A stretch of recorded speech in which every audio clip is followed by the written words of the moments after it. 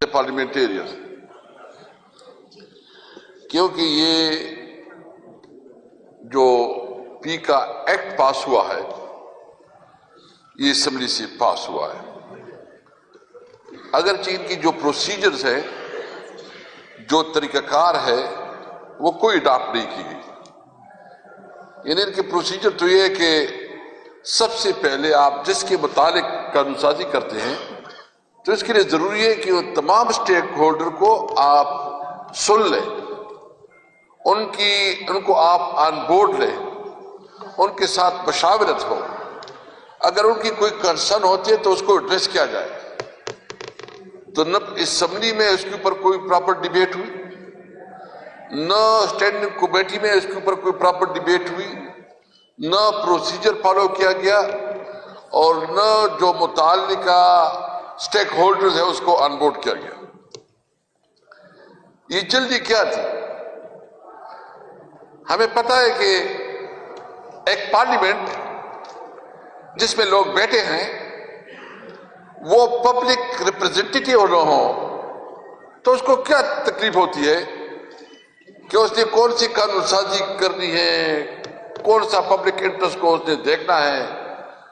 ان کا تو جو بوس کی طرف سے اس کو آرڈر ملتا ہے اس وہی کرے گا۔ یعنی آپ لوگ اس بات کے گواہ ہیں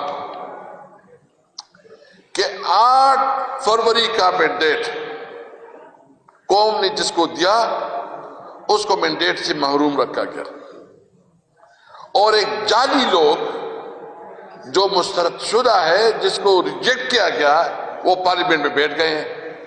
تو اس سے آپ کیا توقع رکھتے ہیں اس پارلیمنٹ سے؟ جو جسٹس محترم اسلام آباد ہائی کورٹ کے محسن اختر کیانی صاحب نے جو بات کی ہے میں اس کو سیکنڈ کرتا ہوں۔ بالکل پارلیمنٹ جو ہے نا ریڈنڈنٹ ہو گئی ہے، عملاً پارلیمنٹ وجود ہی نہیں ہے۔ آرڈر آتا ہے ایک بس اس نے پاس ہو رہا ہے، حکومت کو اس سے کوئی کام نہیں ہے کہ وہ پبلک انٹرسٹ میں ہے کہ نہیں ہے، لیکن بس چونکہ آرڈر آیا ہے تو آرڈر کو اوبے کرنا ہوتا ہے۔ پارلیمنٹ کا کام تو پبلک انٹرسٹ کو سرو کرنا ہوتا ہے، پبلک انٹرسٹ کو پروٹیکٹ کرنا ہوتا ہے۔ یہ پارلیمنٹ وہ حیثیت وہ کیفیت وہ نہیں رکھتی۔ اس لیے ہم نے مطالبہ کیا ہے کہ فوری طور پر ری الیکشن کروائی جائے، فیئر اینڈ فری الیکشن ہو، وہ الیکشن جس میں تمام اسٹیک ہولڈر، تمام پولیٹیکل پارٹیز وہ متفق ہو، اور ایک ایسا میکینزم ہو کہ جس کے اوپر کسی کو ڈاؤٹ نہ ہو۔ تب جو قانون سازی آئے گی، اگر ایک ایسا پارلیمنٹ وجود میں آئے جو پبلک انٹرسٹ کو سر کرتے ہیں، جو پبلک نمائندگی کرتی ہے، تب کوئی توقع ہوگی کہ اس ملک میں وہ قانون سازی ہوگی جو عوام کے فلاح و بہبود کے مطابق ہوگی۔ یہ جو 26ویں آئینی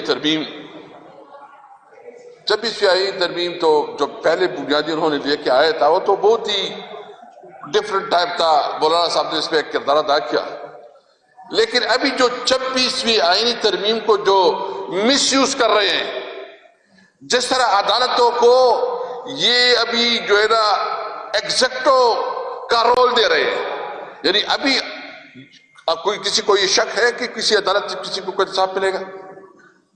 عملاً تو ابھی تو ایگزیکٹو ہی عدالت میں بیٹھیں گے، اور جو جج صاحبان تھوڑا انہوں نے جرت کی، انصاف کی کوشش کی، میرٹ پہ پیچری کی، ان کو کوڈولائن کیا گیا۔ مجھے بتائیں اس وقت آپ کہاں جائیں گے؟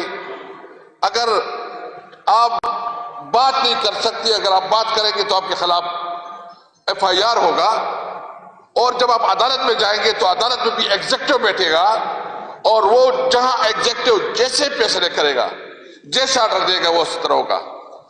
تو اس کے خلاف اگر پوری قوم نہ نکلے تو پھر تو یہ بنانا ریپبلک ہے، پھر تو جنگل کا قانون ہے، پھر تو اس ملک میں نہ آئین رہا نہ قانون رہا۔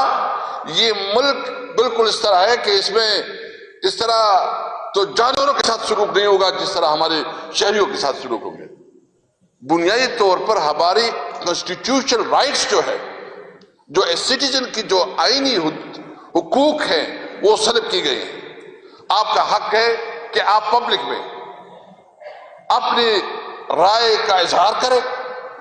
آپ کا حق ہے, قانون آپ کو حق دیتا ہے, آئین آپ کو حق دیتا ہے کہ آپ اپنا نقطہ نظر پیش کر سکیں.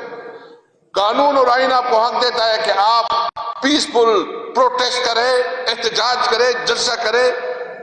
سب سے اس وقت اس شہریوں کو محروم رکھا گیا. اس وقت کیا ضرورت ہے؟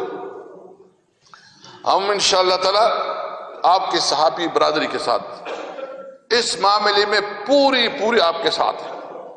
آپ جلسہ کریں گے, آپ کے ساتھ جلسہ کریں گے. آپ احتجاج کریں گے, آپ کے ساتھ احتجاج کریں گے. آپ جلوس نکالیں گے, آپ کے ساتھ جلوس نکالیں گے. یہ آپ اپنی جنگ نہیں, آپ اس قوم کی جنگ لڑ رہے ہیں. جب زبان بندی ہوگی تو پھر کیسے سوسائٹی تشکیل میں آئے گی؟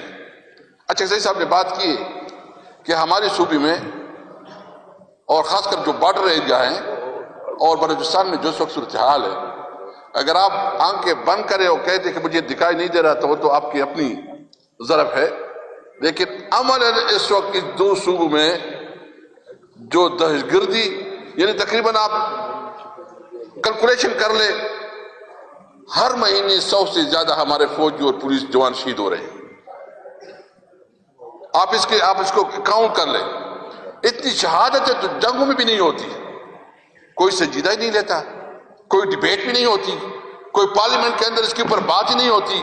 بات کرو تو آپ کو موقع ہی نہیں ملتا.